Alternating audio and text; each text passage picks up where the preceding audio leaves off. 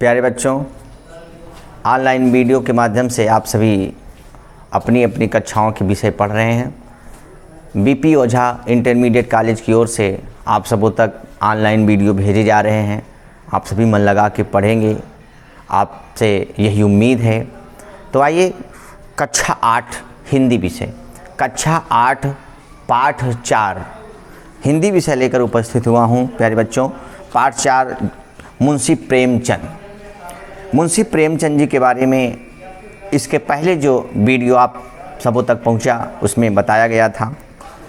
मैं 9वें पैराग्राफ पर पहुंचा हूं इस पाठ को लेकर। मुंशी प्रेमचंद की जो विशेषताएं हैं, उनसे जीवन से संबंधित जो भी घटनाएं हैं, इस पाठ के माध्यम से आप पढ़ रहे हैं। एक महान लेखक, एक महान साहित्यकार मुंशी प्रेमचंद जी के बारे में आप सभी मन लगा के पढ़ेंगे तो वास्तव में इनके जीवन के बारे में जानकर आपको बहुत सारी सीख मिलेगी। देखिए, बात यहाँ तक आई थी कि मुंशी प्रेमचंद वो देश प्रेमी थे, अपने भारत देश से बहुत ज़्यादा प्रेम रखते थे। इसीलिए उन्होंने सोजे वतन इस पुस्तक की रचना की।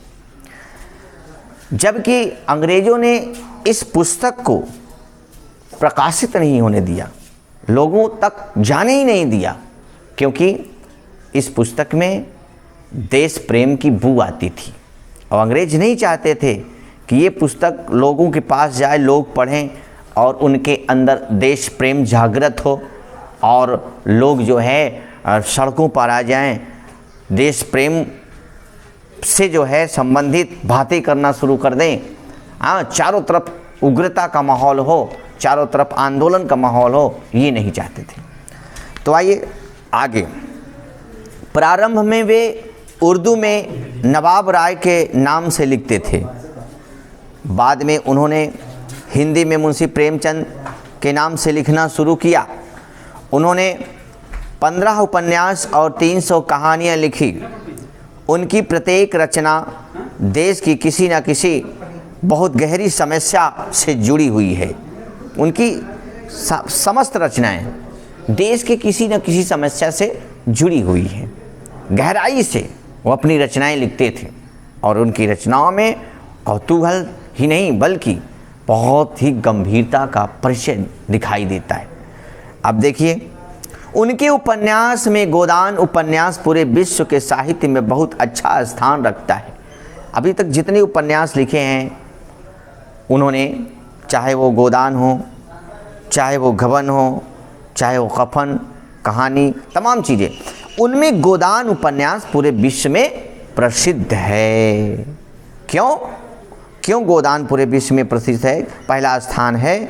इस उपन्यास में उन्होंने भारत के गरीब किसान के शोषण का गहराई से चित्रण किया है। खेतों में साल भर गर्मी सर्दी की परवाह किए बिना फसल के मौके पर किसान के हाथ कुछ नहीं आता। इस संबंध में उपन्यास का नायक होरी कहता है, अनाज तो सबका सब खलिहान में ही तुल गया, जमींदार ने अपना लिया, महाजन ने अपना लिया, मेरे लिए 5-5 शेर बच रहा है। इस प्रकार प्रेमचंद ने किसान की जुबानी उसकी अत्यंत दुखी दशा को चित्रित किया। किसानों की जो गंभीर दशाएं थी उनको उन्होंने अपने इस गोदान उपन्यास के जरिए उनकी समस्याओं का उजागर किया।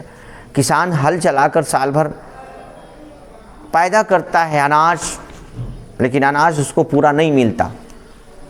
जमींदार ले गया या सरकार के लोग ले गए, कहीं न कहीं जो है वो महाजन के माध्यम से अनाज चला जाता है। उन्हें पूरा अपने कर्मों का फल नहीं मिलता, अपने परिश्रम का फल नहीं मिलता। प्रेमचंद के अन्य उपन्यासों में कर्मभूमि, प्रेमाश्रम, रंगभूमि, सेवा सदन और निर्मला नाम प्रमुख हैं। प्रेमाश्रम नामक उपन्यास में बताया गया है कि किस प्रकार जमींदार निरपराध किसानों को फंसवाकर उनके बाल बच्चों को बेघर और बेजमीन करने का प्रयास करते हैं। रंगभूमि में मुंशी प्रेमचंद ने अंधे सूरदास नामक पात्र द्वारा उद्योगों का विरोध करवाया है।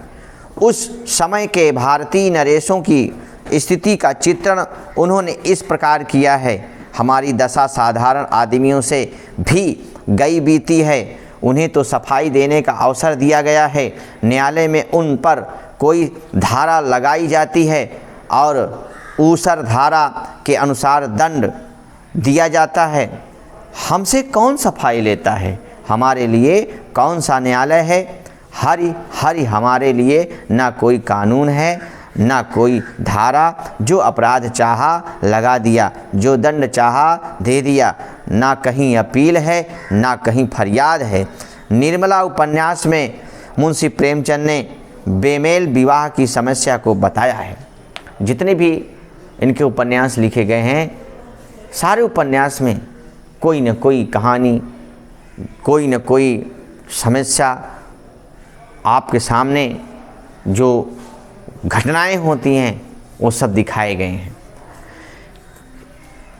निर्मला उपन्यास में प्रेमचंद ने बेमेल विवाह की समस्या, बिना मेल के जो विवाह शादी कर देते हैं, लड़की की उम्र क्या है, लड़के का उम्र क्या है, बालिग है, नाबालिग है, हाँ, इसकी कोई ध्यान ही नहीं देता, इसको कोई ध्यान नहीं देता। इसके अलावा जो है, मान लीजिए शादी विवाह कोई बच्चों का खेल नहीं होता है, तो जीवन का एक ऐसा पहलू है जिसको गंभीरता के साथ निभाना पड़ता है। प्यारे बच्चों, बड़ी खुशी की बात है कि मुंशी प्रेमचंद की कहानियों में भी उस समय के भारतीय जीवन की कितनी ही समस्याएं मिलती हैं। उस समय जो आज के बहुत साल पहले भारत की जो समस्याएं थी, उनसे संबंधित बहुत सारे समस्याएं मिलती थी। इन समस्याओं में विधवा विवाह, बंधुआ मजदूरी, नशाबंदी, जातिवाद, दहेज प्रथा, हरिजनों का शोषण, परिवार नियोजन, मृतक मौतों पर फिजूल खर्ची, विदेशी वस्तुओं का बहिष्कार, कारखानों में मालिक मजदूर संबंध आदि प्रमुख हैं। इतनी सारी समस्याएं इन्होंने उड़ेल दिया है आपके सामने। बताइए, विधवा विवाह ये भी समस्या थी। पहले के ज़माने में जब कोई स्त्री विधवा हो जाती तो उसका पति मर जाता था, तो उसको ये मतलब शादी दूसरी नहीं करनी पड़ती थी। लेकिन इन्होंने इस पर भी टिप्पणी दिया, इस पर भी लिखा। बंधुआ मजदूरी, कुछ मजदूरों को बांध कर रखा जाता था, उनसे ज़बरदस्ती मजदूरी करवाया जाता था। नशाबंदी पर इन्होंने लिखा, जो नशा, शराब, सिगरेट आदि का सेवन करते थे जिससे परिवार बर्बाद होता था, इस पर भी इन्होंने लिखा ताकि इस पर लगाम कसी जाए। तमाम चीज़ें लगभग आधी सदी से पहले लिखी गई ये कहानियाँ आज भी ताज़ा लगती हैं। उनकी कुसुम और उद्गार कहानियों में दहेज प्रथा की कुरूपता दिखाई गई है। सवा सेर गेहूं कहानी में दिखाया गया है कि किस प्रकार सरकार के लिए सवा सेर गेहूं का ऋण चुकाते चुकाते बेचारा साधु मर जाता है, और साथ ही साथ उसी ऋण को चुकाने के लिए उसका बेटा किस प्रकार बंधुआ बन जाता है। जातिवाद के विरोध में उन्होंने सौभाग्य के कोड़े तथा दूध का दाम जैसी कहानियाँ लिखी हैं। मृतक भोज पर फिजूल खर्ची के विरोध में उन्होंने इसी नाम से कहानी लिखी। मिल का मालिक और मजदूरों के संबंधों पर उनकी डामुल के कैदी कहानी बहुत प्रसिद्ध है। परिवार नियोजन पर कानूनी कुमार कहानी लिखकर उन्होंने बहुत पहले बढ़ती जनसंख्या के प्रति सचेत किया है हमारे देश के लोगों को, हमारे देश की सरकार को। मुंशी प्रेमचंद ने देश को कमज़ोर करने वाली समस्याओं को खुलकर आंख से देखा था और सभी समस्याओं का हल बताने का प्रयास भी किया था।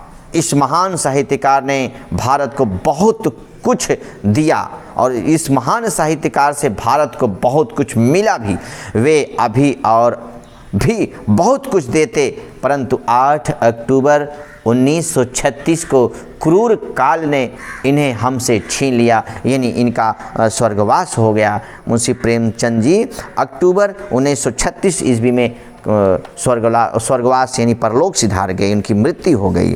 ये बहुत सारी कहानी देकर, बहुत सारे निबंध देकर, बहुत सारे उपन्यास देकर, बहुत सारे जागरूकता हमारे सामने देकर के मुंशी प्रेमचंद जैसे महान साहित्यकार, महान लेखक जो है स्वर्ग सिधार गए। प्यारे बच्चों, आज ये पाठ समाप्त हुआ। अगला पाठ अगले वीडियो में आप सबों तक पढ़ाया जाएगा। आप सभी मन लगा के पढ़ेंगे। बहुत बहुत धन्यवाद।